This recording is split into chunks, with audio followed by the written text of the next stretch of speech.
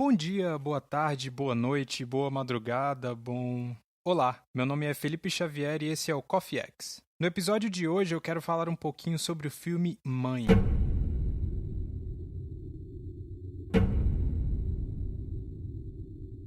Em 2017 chegou aos cinemas um filme bem controverso do aclamado diretor Darren Aronofsky, protagonizado por Jennifer Lawrence e Javier Bardem. Na época, o filme explodiu muitas cabeças e dividiu muitas opiniões. Logo que eu vi o filme, eu decidi escrever um texto no Medium, compartilhando as minhas interpretações e a minha cosmovisão do que eu percebi do filme. E agora, eu resolvi usar o meu texto como roteiro e transformar esse conteúdo num episódio aqui do Coffee X, principalmente por ser um dos textos que eu mais me orgulho de ter feito. Esse episódio também vai contar com algumas inserções do meu amigo Bruno Guedão, lá do Tenda Podcast, que foi uma das interpretações que influenciaram bastante no meu texto. No link do episódio aí no seu agregador de podcast, você vai encontrar vários links. Você vai encontrar o link do texto, o link do podcast do Guedão e o trailer do filme. E se você não assistiu o filme ainda, eu aconselho seriamente que você veja. Se você escutar o podcast antes do filme, vai arruinar completamente a sua experiência. Tá repleto de spoilers. Então vamos ao episódio?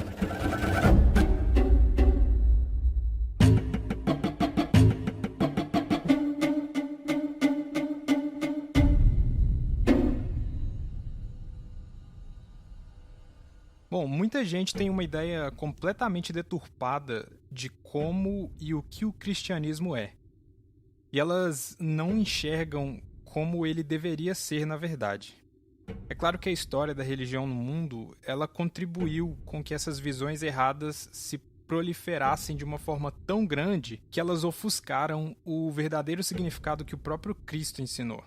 Dito isso, é importante saber que o diretor do filme, o Darren Aronofsky, é um ex-praticante do judaísmo, mas que hoje é ateu. Eu sou cristão, mas diferente de muitas pessoas que professam a mesma fé que eu gosto de ter visões diferentes daquilo que eu conheço ou daquilo que eu acredito. Isso não quer dizer que eu concorde, eu acredito que isso gera na gente um pouco mais de empatia, um entendimento melhor do mundo em que a gente vive. Esse filme ele pode se mostrar extremamente ofensivo para algumas pessoas que não gostam de ver os seus símbolos entre aspas, sagrados, vistos de uma forma diferente e criticamente até estranha. O conteúdo desse podcast é um híbrido entre as minhas interpretações baseadas na minha experiência com o filme, muitas leituras, podcasts, vlogs e as do texto que o Bruno Guedão escreveu na época no Facebook dele. E vocês vão ouvir essas inserções dele durante o episódio aqui, que fez um resumo bem sólido e de fácil entendimento na época. E eu já queria agradecer o Bruno Guedão pelo trabalho. Valeu, cara.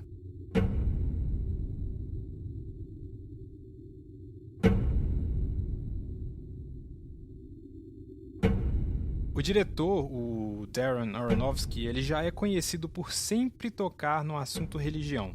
E ele sempre trabalha muito com metáforas e algumas mensagens subliminares. Aqui em Mãe, ele traz uma metáfora entre a criação, evolução e a destruição do nosso mundo. E ele usa a Bíblia como base em uma interpretação muito particular. A casa é o planeta Terra, o poeta é Deus, a esposa é a natureza, o homem e a mulher são Adão e Eva, os filhos são Caim e Abel, e o bebê é Jesus. E essa é apenas uma das várias leituras que podem ser feitas, porque esses personagens assumem outros papéis em alguns momentos do filme.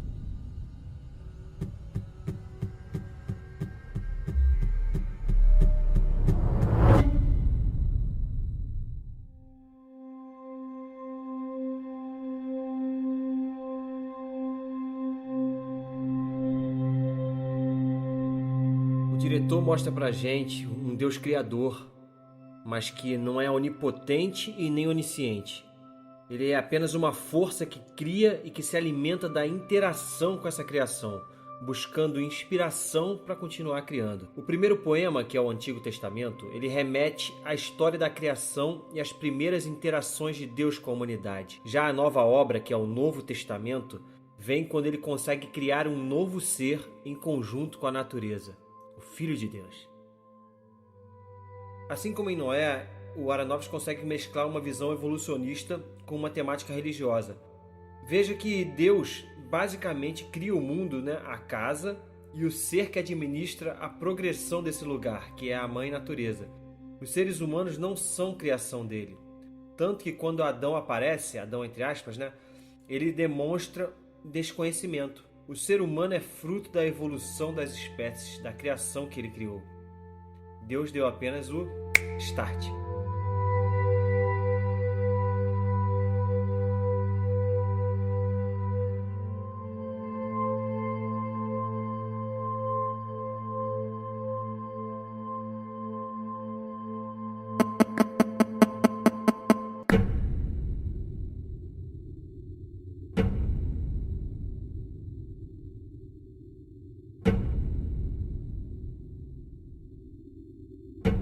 O princípio.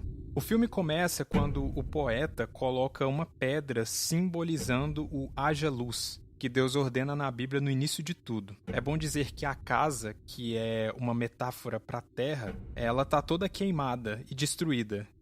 E eu acredito que isso simboliza o sem forma e vazia que a gente encontra em Gênesis capítulo 1, versículo 3. Adão e Eva. A gente consegue entender o simbolismo com o casal por vários motivos. Primeiro, o homem, que simboliza o Adão, aparece sozinho e ele começa a ter conversas contínuas com o poeta. Assim como em Gênesis, lá quando a Bíblia nos traz que Deus e Adão tinham um relacionamento. Durante a noite, o homem passa muito mal e vomita. No momento em que ele está no banheiro, o poeta ajuda ele a cobrir um ferimento em sua costela. E isso já dá a ideia de Eva, já que ela veio da costela do homem. E no dia seguinte, Eva, que é simbolizada pela mulher, aparece.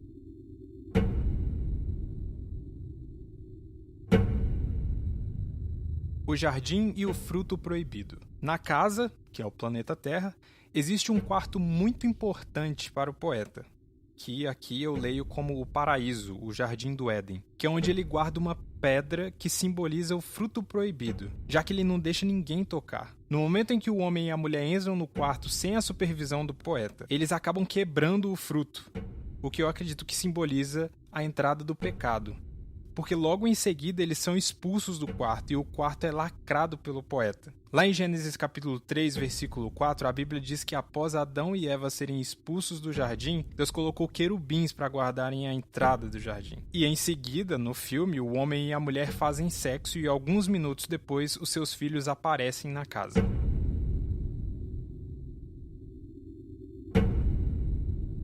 Caim e Abel.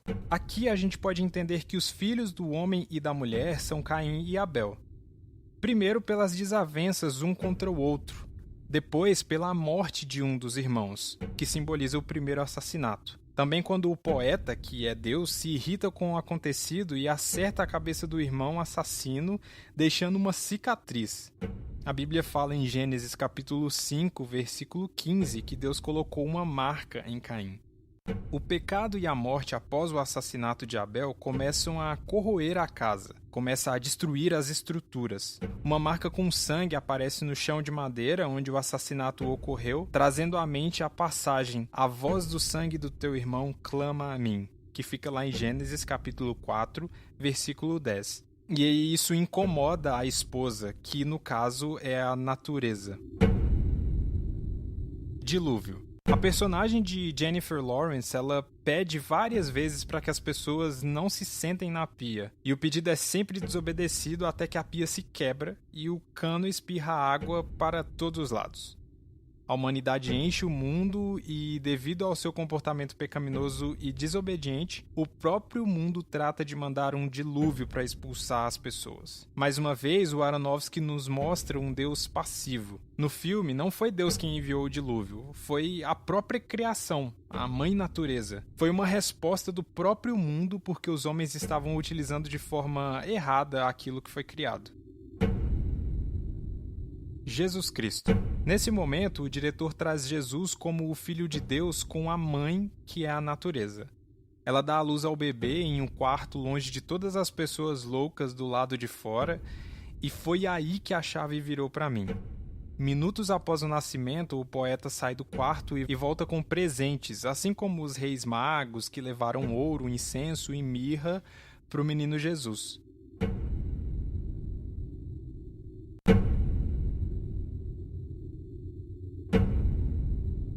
Santa Ceia, comunhão, hóstia, corpo de Cristo. De longe, o momento mais pesado do filme é esse. O poeta retira o bebê de sua mãe para mostrar às pessoas que começam a adorá-lo. E aí, nesse momento, eles quebram o bebê. E em seguida, o diretor traz de uma forma completamente visceral e doentia as pessoas comendo os pedaços do corpo da criança, simbolizando um costume cristão que é um memorial que foi instituído pelo próprio Cristo para que nos lembrássemos de sua morte sacrificial. É importante ressaltar aqui que existem algumas interpretações dentro do cristianismo para isso. Eu sou um cristão protestante e nós não acreditamos como eu sei que a Igreja Católica acredita que quando você consome o pão e o vinho, isso se transforma de fato no corpo de Jesus. A gente não acredita nesse sentido. A gente acredita que um pão e um suco de uva, ou pão ou vinho, é apenas como se fosse um momento em que nós estamos lembrando do que foi feito e não que tenha algum poder sobrenatural sobre aquilo que a gente está fazendo.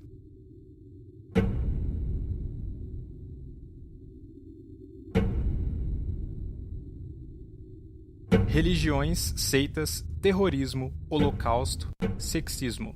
Existe um momento no filme quando tudo fica extremamente frenético, mas eu não vou conseguir colocar todas as referências que aparecem nesse momento.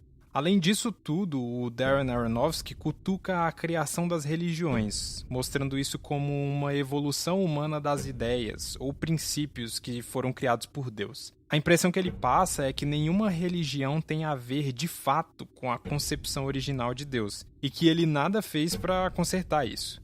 Muito pelo contrário, ele gosta disso e, de certa forma, alimenta.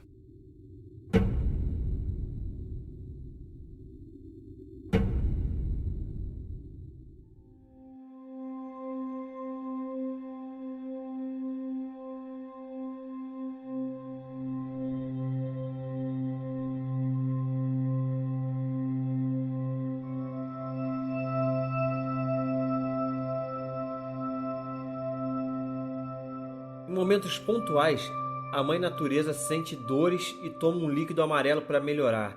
Geralmente isso ocorre quando a casa está sendo invadida e adulterada pela humanidade. O pó amarelo remete a um livro de Charles Dickens chamado Papel de Parede Amarelo, que conta a história de uma mulher que é mantida cativa pelo seu marido e por conta disso entra em depressão. Eu entendo que é disso que o diretor quer falar aqui. Uma das principais consequências da depressão é o suicídio. Então, o líquido amarelo mantinha a mãe calma. Ele impedia a sua fúria, a sua depressão e consequentemente, o seu suicídio. O que de fato acaba acontecendo no final do filme. No final das contas, a mensagem que o Darren Aronofsky quer passar é que nós, todos os seres humanos, nós estamos destruindo o nosso planeta e que ninguém vai nos ajudar. Agora resta entender se ele quer passar uma esperança de que só depende da gente mesmo, ou se de fato a gente está fadado a sermos destruídos pela fúria da mãe natureza, em seu maior momento de depressão.